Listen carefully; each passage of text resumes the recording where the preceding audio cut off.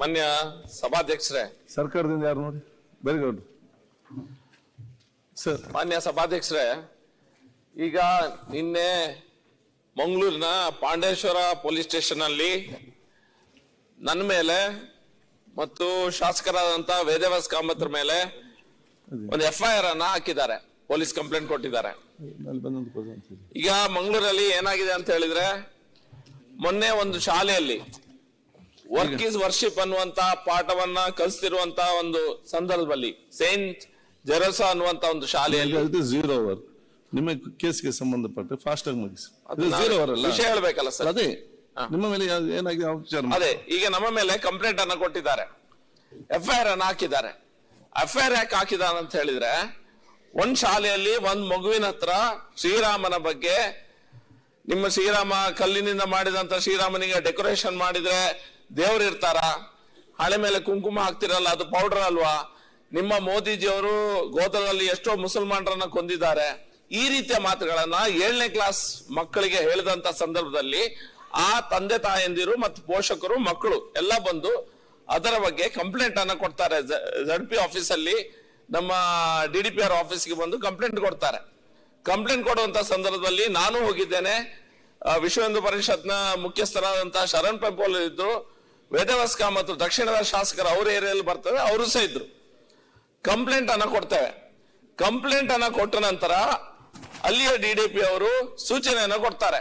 ನಾವೇನ್ ಹೇಳ್ತೇವೆ ಅಂತ ಹೇಳಿದ್ರೆ, ಮಕ್ಕಳ ಇನ್ವೆಸ್ಟಿಗೇಷನ್ ಅನ್ನ ಸಹ ಮಾಡಬೇಕು, ನ್ಯೂಟ್ರಲ್ ಜಾಗದಲ್ಲಿ ಮಾಡಿ, ಟೀಚರ್ಗಳ ಇನ್ವೆಸ್ಟಿಗೇಷನ್ ಸಹ ಮಾಡಿ ಅನ್ನುವಂತ ಮಾತನ್ನು ಹೇಳಿದ ನಂತರ ಅವರು ಇನ್ವೆಸ್ಟಿಗೇಷನ್ ಸ್ಟಾರ್ಟ್ ಮಾಡ್ತಾರೆ.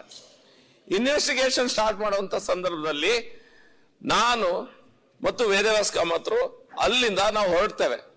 ಅಲ್ಲಿಂದ ಹೊರಟ ನಂತರ ನಾನು ಡೈರೆಕ್ಟ್ ಆಗಿ ಮನೆಗೆ ಹೋಗಿ ನನ್ನ ಸೂಟ್ ಕೇಸ್ ಅಂತ ತಗೊಂಡು ನಾನು ಏರ್ಪೋರ್ಟಿಗೆ ಬಂದು ನಾನು ಸೀದಾ 12ನೇ ತಾರೀಕು ಆದ ಕಾರಣ ನಾನು ಬೆಂಗಳೂರಿಗೆ ಬಂದಿದ್ದೇನೆ. ನನ್ನ ಬೋರ್ಡಿಂಗ್ ಪಾಸ್ ಉಂಟು, ಟಿಕೆಟ್ ಉಂಟು ನನ್ನ ಹತ್ರ. ವೇದವ್ಯಾಸ್ ಕಾಮತ್ರು ಮತ್ತಿಬ್ರು ಕಾರ್ಪೊರೇಟರ್ಸ್ ಶಾಲೆಗೆ ತೆರಳ್ತಾರೆ. ಶಾಲೆಯಲ್ಲಿ ಏನ್ ಸಮಸ್ಯೆ ಅನ್ನೋದ್ರ ಬಗ್ಗೆ ಅಲ್ಲಿ ಹೋದಾಗ ದೊಡ್ಡ ಸಂಖ್ಯೆಯಲ್ಲಿ ಶಾಲೆಯ ಪೇರೆಂಟ್ಸ್ ಇರ್ಬೋದು, ಪೋಷಕರು ಇರ್ಬೋದು, ಮಕ್ಕಳು ಎಲ್ಲ ಸೇರಿರ್ತಾರೆ. ಮಕ್ಕಳು ಸೇರಿದಾಗ ಅಲ್ಲಿಯ ಆಡಳಿತ ಮಂಡಳಿಯವರು ಟೀಚರ್ಸ್ ನ ವಿರುದ್ಧ ಕಂಪ್ಲೇಂಟ್ ಅನ್ನ ಕೇಳ್ಕೊಂಡು ಟೀಚರ್ಸ್ ನ ಇಮಿಡಿಯೇಟ್ ಆಗಿ ಸಸ್ಪೆಂಡ್ ಮಾಡ್ತಾರೆ. ಟೀಚರ್ ಮಿಸ್ಟೇಕ್ ಇದೆ ಅಂತ ಗೊತ್ತಾಗ್ತದೆ. ಮಕ್ಕಳು ಜೈ ಶ್ರೀರಾಮ್ ಅಂತ ಕೂಗ್ತಾರೆ. ಜೈ ಶ್ರೀರಾಮ್ ಅಂತ ಕೂಗಿದ ಕೂಡಲೇ ಯಾರೆಲ್ಲ ಇದ್ದಾರೆ ನೀವು ಅವ್ರ ಮೇಲೆ ಎಲ್ಲರ ಮೇಲೆ FIR ಹಾಕ್ತೀರಿ. ಆದ್ರೆ ಶ್ರೀರಾಮನ ಮೇಲೆ ಯಾರು ಅಲ್ಲಸಲ್ಲದ ಮಾತುಗಳನ್ನ ಆಡ್ತಾರೆ ಟೀಚರ್ಸ್ ಮೇಲೆ, ಇನ್ನೂ ಸಹ FIR ಆಗ್ಲಿಲ್ಲ.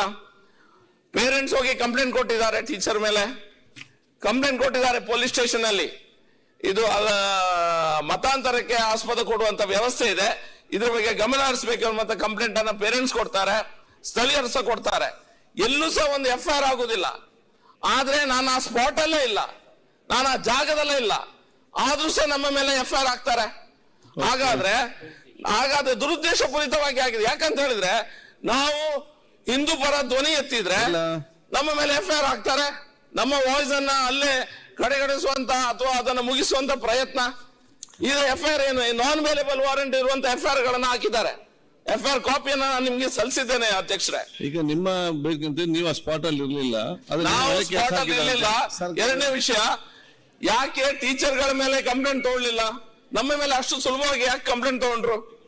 ಟೀಚರ್ ಮೇಲೆ ಕಂಪ್ಲೇಂಟ್, ಶಾಲೆ ಟೀಚರ್ ಮೇಲೆ ಕಂಪ್ಲೇಂಟ್ ಕೊಟ್ಟಿದ್ದಾರೆ. ಶ್ರೀರಾಮನ ಬಗ್ಗೆ ಅವ್ಯಾಚ ಶಬ್ದಗಳಿಂದ ಮಾತಾಡಿ ಕೋಮು ಭಾವನೆಗೆ ಧಕ್ಕೆ ತಂದದ್ ನಾವ ಅವರ. ಈಗ ಮಾನ್ಯ ಅಧ್ಯಕ್ಷರು, ಇದೊಂದು ಬಹಳ ಗಂಭೀರವಾದ ವಿಚಾರ. ಇದು ಶಾಸಕರ ಮೇಲೆ ಈ ರೀತಿ ಕಂಪ್ಲೇಂಟ್ ಹಾಕ್ತಾರಂತಂದ್ರೆ ಸರ್ಕಾರದ ವಿಚಾರ ಏನೈತಿ? ಅಂದ್ರೆ ಶ್ರೀರಾಮನ ಹೆಸರು ಯಾರು ತಗೋಬಾರ್ದು?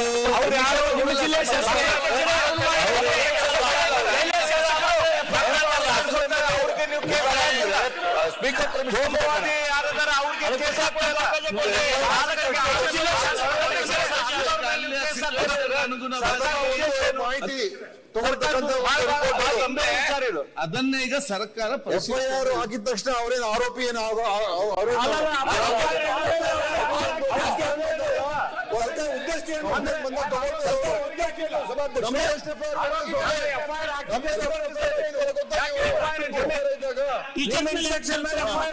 ಇನ್ಸ್ಟ್ರಕ್ಷನ್ಸ್ ಯಾವ್ದು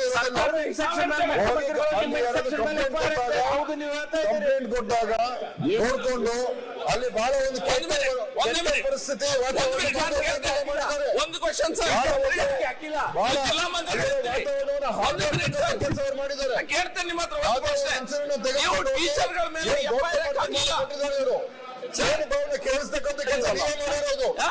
ಎಲ್ಲ ಅಲ್ಲ, ನಾವು ಕೇಳಿಕ್ಕೆ ನಡೀತೇವೆ, ಹೇಳಿ. ಆ ಬೆಂಗಳೂರಿನಲ್ಲಿ ಮಾನ್ಯ ಸಭಾಧ್ಯಕ್ಷರೇ, ವಾತಾವರಣ ಯಾವ ರೀತಿ ಕೆಡಿಸ್ಬೇಕು, ಹೇಗೆ ಕೋಮುವನ್ನು ಕೆರಳಿಸಬೇಕು, ಅದು ಒಂದೇ ಅಜೆಂಡಾ ಇರೋದು ಮಾನ್ಯ ಸಭಾಧ್ಯಕ್ಷರೇ. ಆಯ್ತು.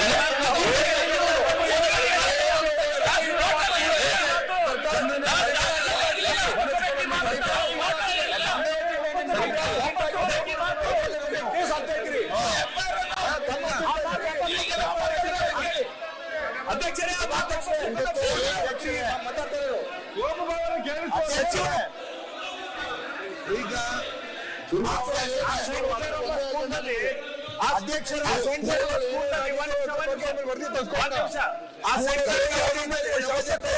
ನಿಮ್ಮ ಶಾಸಕರು ಬೀದಿಗೆ ನಿಂತ್ಕೊಂಡು ಯಾವ ರೀತಿ ರಚನೆ ಮಾಡಿದ್ದಾರೆ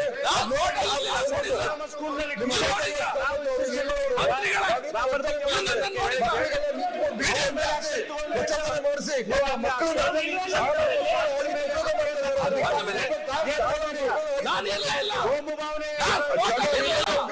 ನೀವು ಸುಳ್ಳು ಕೇಸ್ ಹಾಕ್ತಿದ್ದೀರಿ.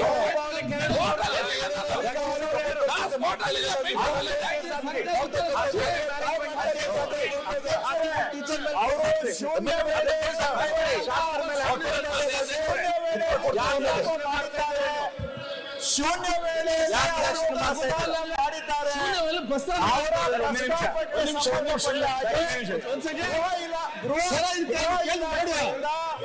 ಗೃಹ ಇಲಾಖೆಯಿಂದ ಉತ್ತರವನ್ನ ಸರ್ಕಾರ ಅವರಿಗೆ ಕೊಡಿಸ್ಕೊಡ್ತೇವೆ ನಾವು.